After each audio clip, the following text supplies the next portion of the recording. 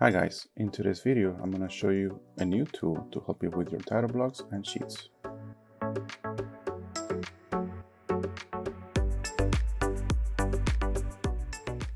You've probably noticed how some title block information gets automatically populated. This happens due to your workset properties. They can be found backstage to the right under Advanced Properties. You can fill this out when you create a new project and add things like road numbers, county, and project numbers. You can tell that something is a smart text by double-clicking it, and if a field editor pops up, it will tell you what it's linked to. In my case, it's reading an item type called workset properties. This was the way sheets will get filled out in the past, but that's not the case anymore. Let me create a brand new file just to show you how the new sheets look like now. A general note sheet will do. Notice how the professional record is empty, as well as the road number, county, and project ID. Even the FAC note on the side is incomplete. If you check the properties of these files, you can see that we still have workset properties present, but they're being ignored by this title block. Let's double click on the data fields as we did before, but notice how this time they're reading a different item type called project info, not workset as before.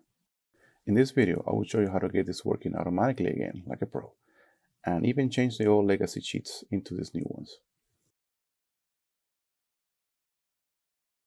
Let's just say I have these 4 files I want to update the sheets. We can do this by using this new tool in your FDOT ribbon. With the Plan Set Manager, you can update a single or multiple sheets in my case. You can navigate to your root folder or a specific discipline. I'm working in lighting for this demo. At the top are the files that contain available sheet borders, and we can move any of them down here if you want to modify them. You can change sheet numbers, titles, project numbers, etc.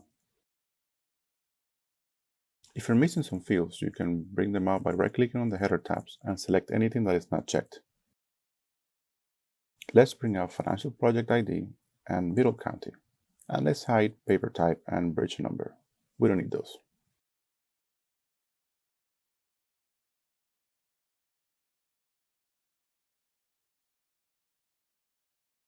From here, you can change anything you need to, and once you're done, click on the Commit Changes button.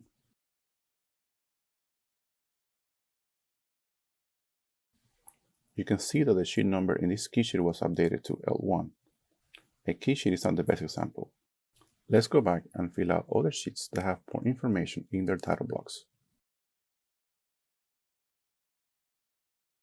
Since we're pretty much done with the key sheet, let's remove it from here and focus on the rest. There are multiple ways to edit sheets. You can select all of them, right-click, and do a bulk update sheet information. From here you can type the project number, road number, and county, and it will be updated in those sheets you previously selected. Keep in mind that this will overwrite any information you had in those fields before. Now you can see the project number and county were updated. You can also save this sheet list as an Excel file and do the changes through there. You can save this newly created file under your Meta Info folder or in your Engineering Data folder inside your working discipline. If we open that Excel file, you will see the same information you had on the Plan Set Manager. You can expand the headers for better visibility, but you should not modify them or add new ones. Notice that the Excel file shows all the headers, even the ones that were hidden back in Open Roads. Let's update the General Notes sheet numbers to L2 and use some Excel magic to do the rest. This is really helpful if you have many sheets. Feel free to fill out any other information you might need. However, don't change any of the professional record info.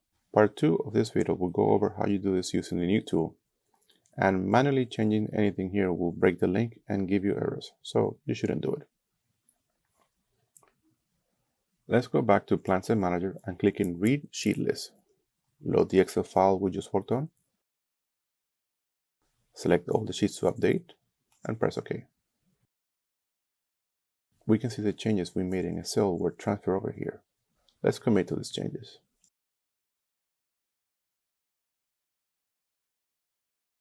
Let's open our other files that contain sheets to make sure the title blocks were updated.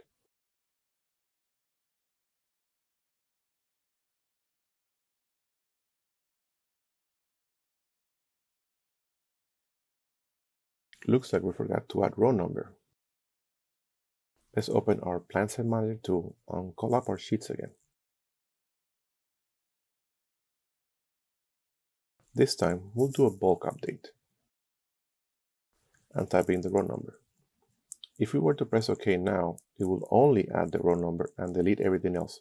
So we'll enter the project number and county name again. Make sure all the info is there and commit to these changes.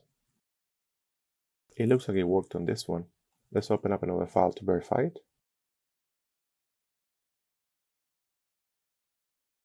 This one was updated as well. Here's an extra tip. Let's open an old file containing many sheets. In my case, this is a roadway plan set. Here we have several legacy borders. Now that you're a pro, we can replace these legacy borders with the new ones. This tool here shows you all the available files, but not all of them contain borders, so you have to pick and choose which files you want to update. Let's pick the ones that I know have some old borders. The buttons are pretty self-explanatory.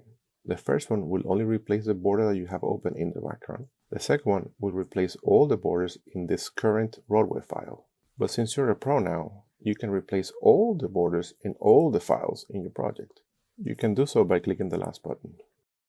Keep in mind that the title block information does not transfer over. After replacing the legacy borders, you have to re-enter all your title block information again. It's up to you if you want to go through all that again. Your call. In part 2 of this video, I will show you the new ways to add your professionals to the title blocks. If this video helped you in any ways, click the like button and the little bell as well. And while you're at it, consider subscribing so you don't miss any more of my videos. Thanks for watching.